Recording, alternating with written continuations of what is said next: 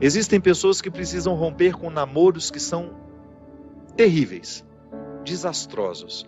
Aquela pessoa só faz mal a você sabe disso, mas você tem um vínculo com ela, você tem necessidade afetiva, você não consegue romper aquele namoro.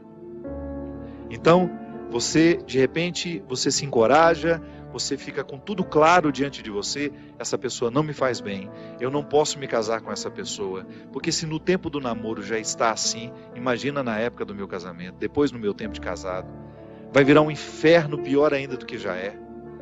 Aí você se encoraja, motivado por pessoas que estão ao seu lado, a romper.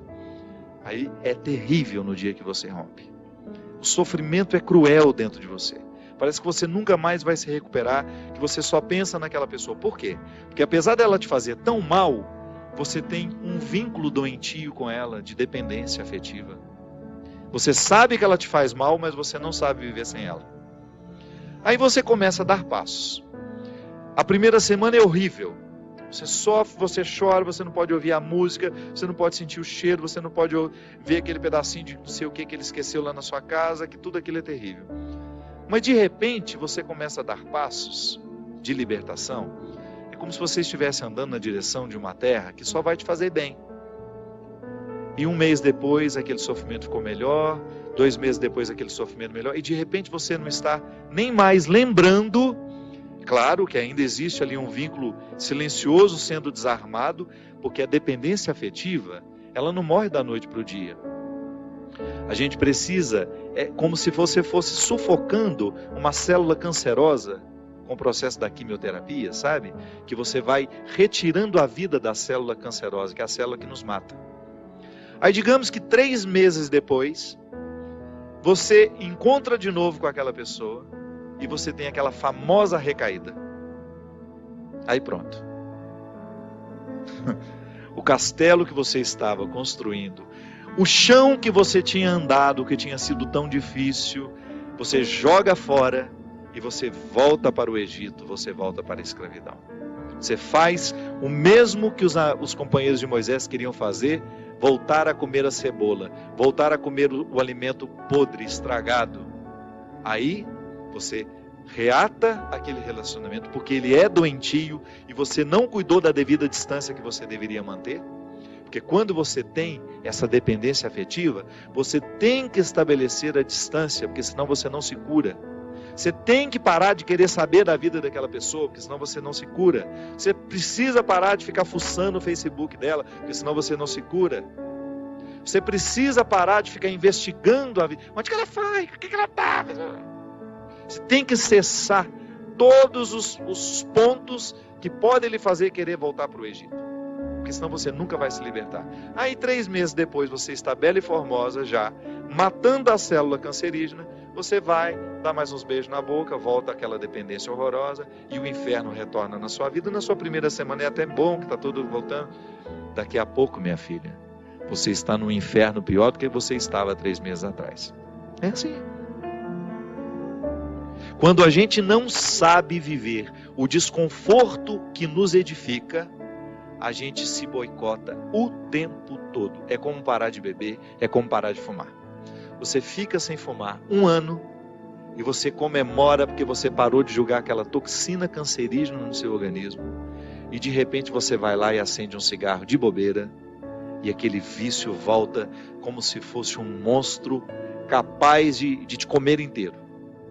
Pronto. Todo aquele sacrifício que você fez dos primeiros dias sem fumar vão para o saco. Por quê? Todo aquele sacrifício vai para o saco. Por quê? Porque você não foi capaz de viver o desconforto de renunciar.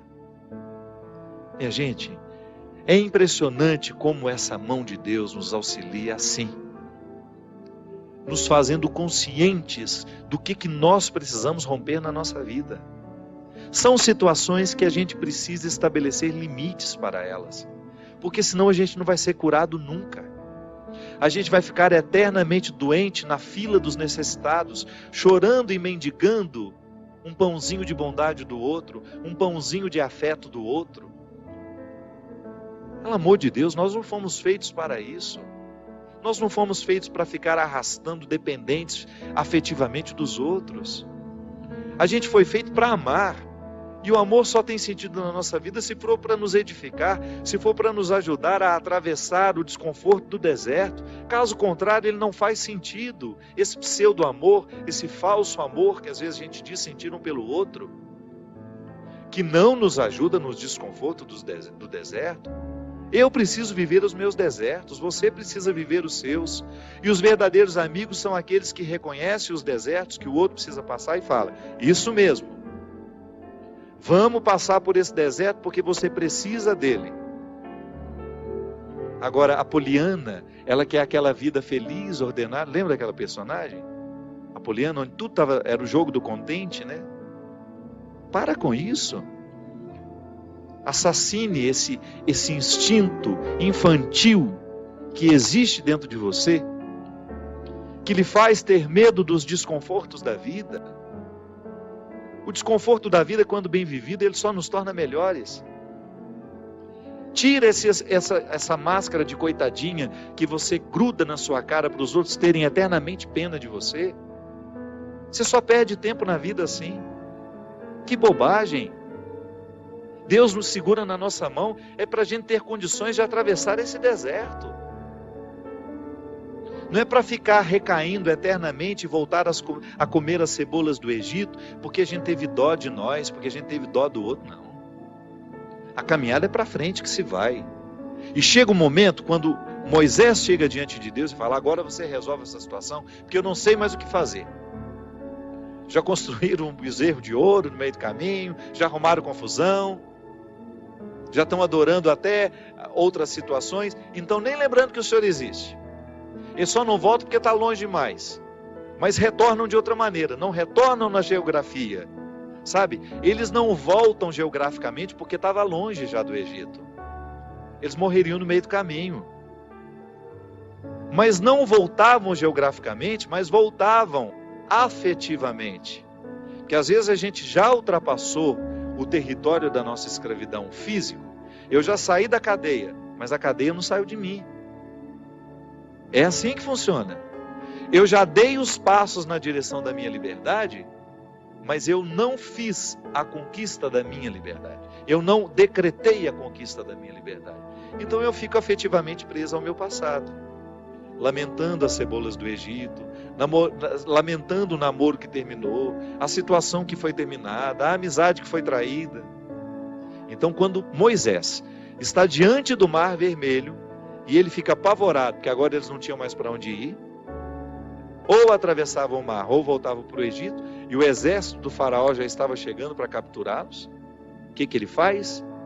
Ele tem uma reunião particular com o Senhor, né? Uma audiência particular de urgência. Liga lá para o secretário de Deus e fala: pelo amor de Deus, você pede para ele me atender hoje, que eu não posso mais ficar sem essa resposta. O exército do faraó está chegando. E aí ele acha que Deus iria dar uma resposta fácil para ele, né? Ia dar uma solução rápida. Não. O que Deus fala? Lembra, Gino? Lembra? Corre, né? Entra nessa água. Olha que frase forte. Diga ao povo que caminhe. Eu não vou fazer por vocês o que só vocês podem fazer. Eu vou dar todas as graças para que o milagre aconteça. Eu vou fortalecer a coragem de vocês. Mas se não colocar o pé na água, se não desafiar este mar, ele não se abre. E foi o que o povo fez. Moisés à frente, certamente, cheio de medo também, né? Ai, meu Pai de misericórdia, o que vai acontecer agora? Quando ele começou a entrar, a colocar os pés na água, Deus faz a sua parte. Minha gente, a nós nem importa se isso aconteceu dessa maneira mesmo. A nós interessa é o fato de que Deus faz diariamente isso na nossa vida. Sempre que eu me encorajo a vencer os mares que me desafiam, eu estou exercendo o cuidado de Deus na minha vida. Sempre que eu me encorajo a colocar o pé no mar que me ameaça, eu estou cumprindo a parte da promessa de que Ele estará sempre ao meu lado. Você faz a mesma coisa. Sempre que você desafia os seus mares, sempre que você enfrenta os seus desconfortos, quando você não tem medo do desconforto que lhe chega, quando você olha para ele de frente, você fala: e agora? O que é que nós vamos fazer a partir desse momento? O que você me traz de bom? O que você está me desafiando? Eu vou aqui recrutar as minhas melhores partes, porque só isso me interessa. Se o desconforto me chega, eu preciso atravessar esse deserto para poder alcançar essa parte da terra prometida que me espera. É assim que funciona. Não há uma fórmula mágica para a vida. Ainda que a gente não acreditasse em Deus, nós teríamos de viver os desconfortos que nos fazem crescer. Ainda quem não crê em Deus precisa enfrentar os desconfortos de sua história, de sua existência. Agora é claro que quando a gente acredita em Deus, quando nós acreditamos de que existe alguém superior a nós, nos capacitando para a gente fazer a travessia, um conforto a mais nos é oferecido. Por isso, baseados na experiência deste conforto que eu já fiz, que você já fez, em muitos momentos, quando essa mão de Deus cuidou de nós, e que a gente dá continuidade ao processo de caminhada, de enfrentamento. É enfrentamento, a palavra é essa. Se a gente não vive os enfrentamentos diários dos nossos desertos, dos nossos conflitos, dos nossos medos, a gente nunca vai chegar ao conhecimento da terra que Ele nos preparou.